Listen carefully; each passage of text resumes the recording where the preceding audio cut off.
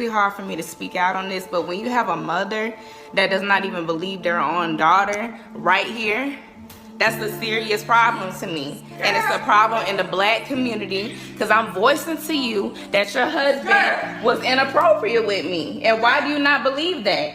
You're lying. Quit lying. I'm lying? Why am I finna lie to you about that? You stay lying. Coming from my child that's this has happened for years, y'all. I come in this. Men in her bed. Y'all see this? Coming from my child is always. You really taking up and known him for a long time. And it don't even matter. I get out of class, when I get out of everything, I feel so uncomfortable in this house. And she want to sit up here and take up for this man. Like, you're disgusting. Both of y'all are. I have to get pregnant, take care of them, your mom. Do all y'all know how hard this is for me to even believe this because this man, I have to come in my home with my mama that's supposed to love me, and you want to sit here and put him. Why would I lie, y'all? Why would I lie? Why? You want to stay lying. Like, I'm shaking right now, y'all, because this makes no sense. It makes no sense at all. And she want to sit here and justify it. You were sad. You a sad and disgusting human being. I swear to God, I don't even look at you as no mother. I don't even look at you as a mother. This means time, y'all. I can get out. You can get out. So you gonna put me out over this dirty man that I OUT. He don't like that. You do this is your second time doing this. Your second time. Your second time. This is what I gotta go through, y'all. This is what I gotta go through. I gotta go through a mother that don't believe their own daughter. She birthed me, and you wanna treat me like this, your own blood. I would never do nothing like that to nobody. I got been through that. I got friends, and you my mama. You are my mama. Don't even come over. I don't even want to touch you. Get away from me. You and your video could go. How about that? Oh, now you want me? You know what? How about that? How about that? Cause you're always doing. I swear to God. It's your fault. It's your fault. Mom, get on my face. Keep energy with the time, y'all. All the time. All the time.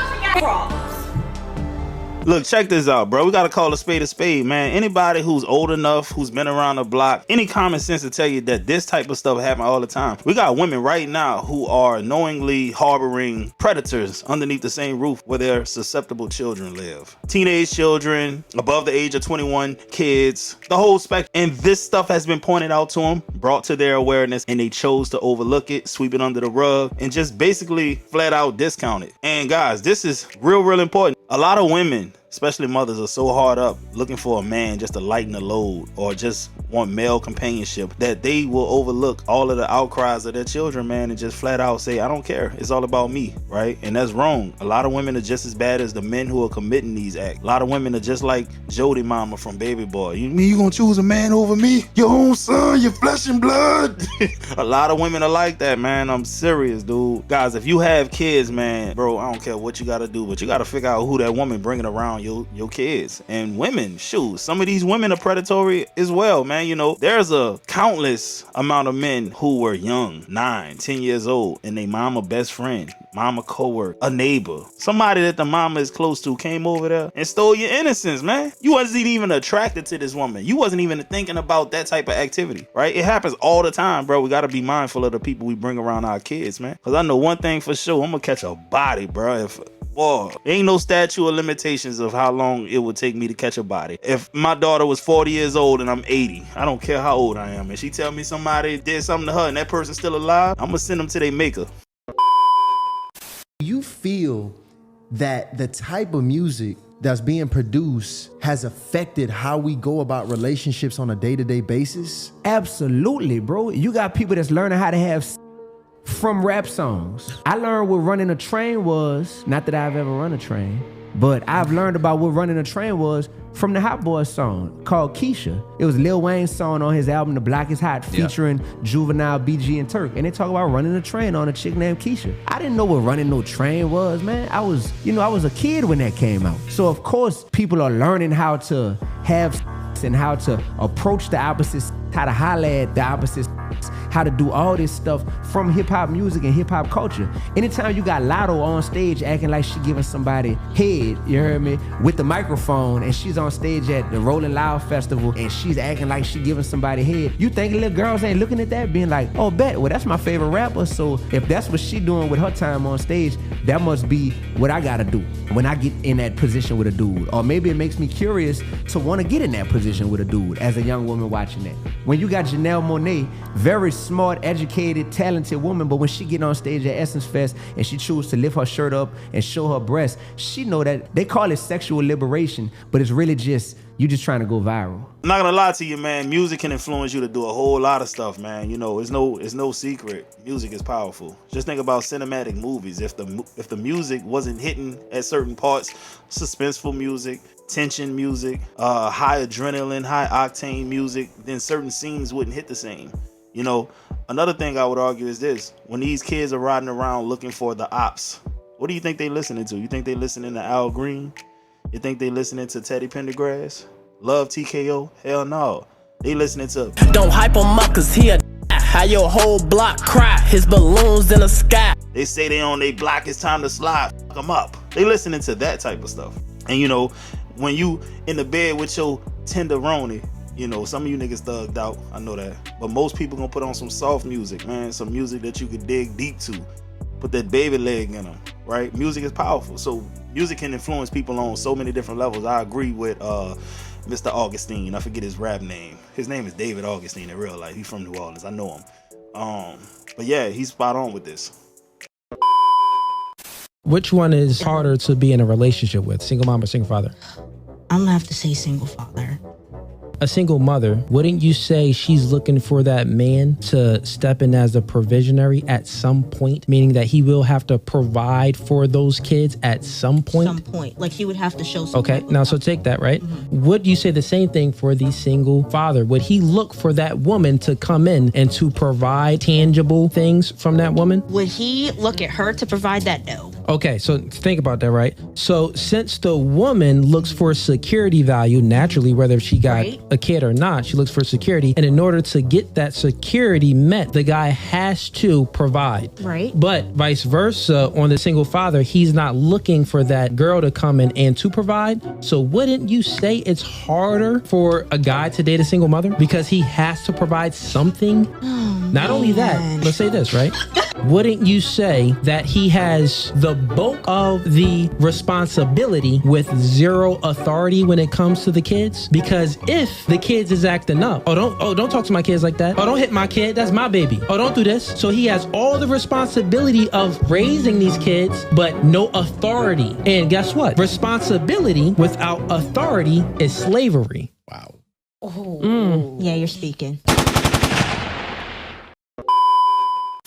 9 double standards that men face that women don't. Who's ready to get triggered? I am. Women parent better. Men are just glorified babysitters. If a woman wants her man to lead, it's a preference. If a man wants his woman to submit, he's misogynistic. Female nurses are so nurturing. But male nurses, but you weren't smart enough to be a doctor? If a woman has a rotation, you go girl. If a man has one, he's a pig.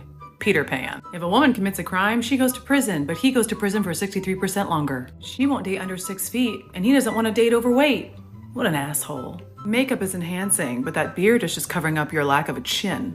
Women set a boundary, you go queen, but a man, you're controlling. And lastly, my favorite. 6 figures, 6 feet, and 6-pack abs. But she can have 6 bodies, 6 guys in her DMs, and be 60 pounds overweight. Did I miss a few?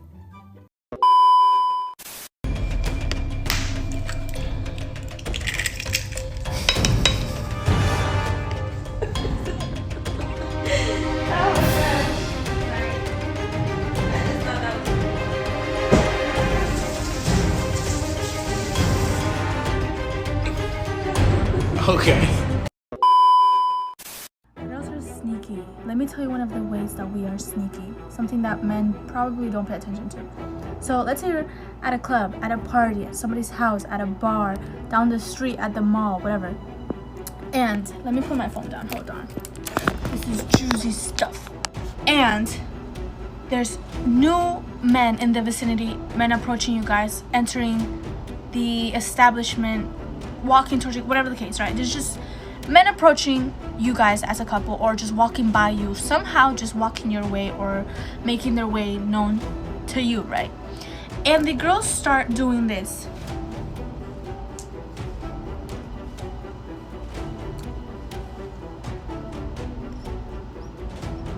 That's not your girl. That's everybody's girl. Because she cares about what other men think about her. Because she is the type of girl that likes men to look at her and have other men's attention.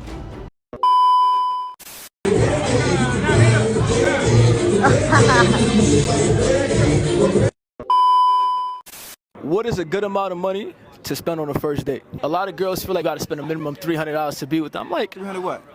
$300. American dollars? Dollars. Please. On who? On the first date? Yo, Chad. For what? You're considered a high value man.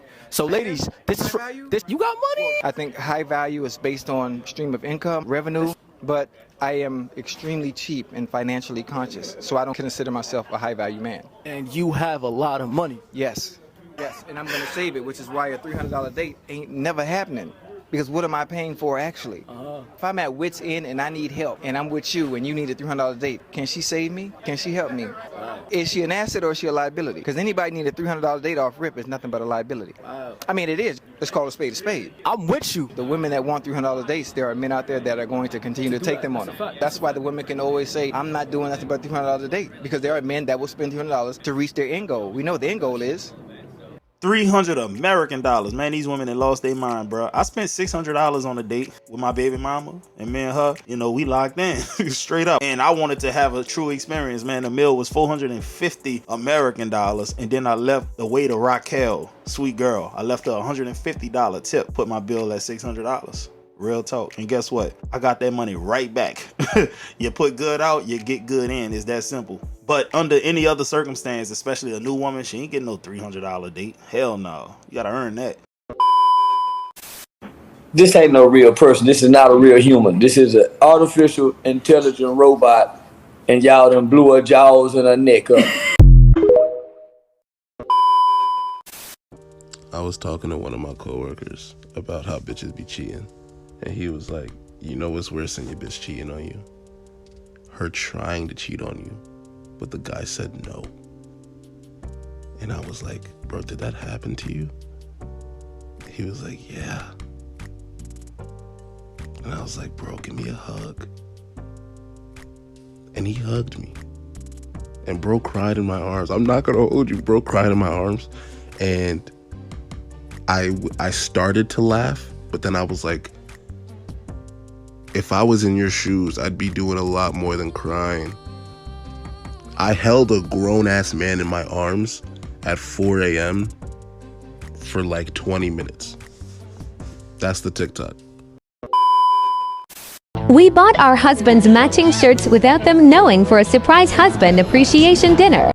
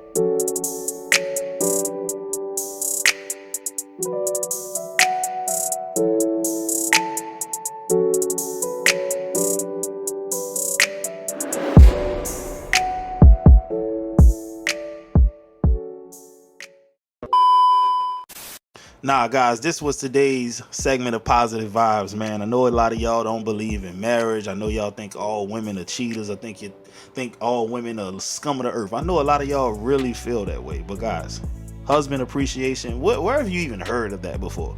People already don't really spend a lot of time dwelling on Father's Days, men's birthdays. You know, we're always the givers. We're never really typically the receivers. And these women all coordinated an event to showcase and highlight the husbands.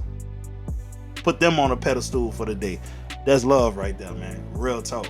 Guys, I hope y'all enjoyed today's video. I'm going to be right back at you with another one. Please, I encourage you to send your videos to thatboywillreacts@gmail.com because I'm 100% proud to say all of these clips came from people who view my channel. Y'all making my life so much easier, bro. Thank y'all so much. I'm going to catch y'all on the next one.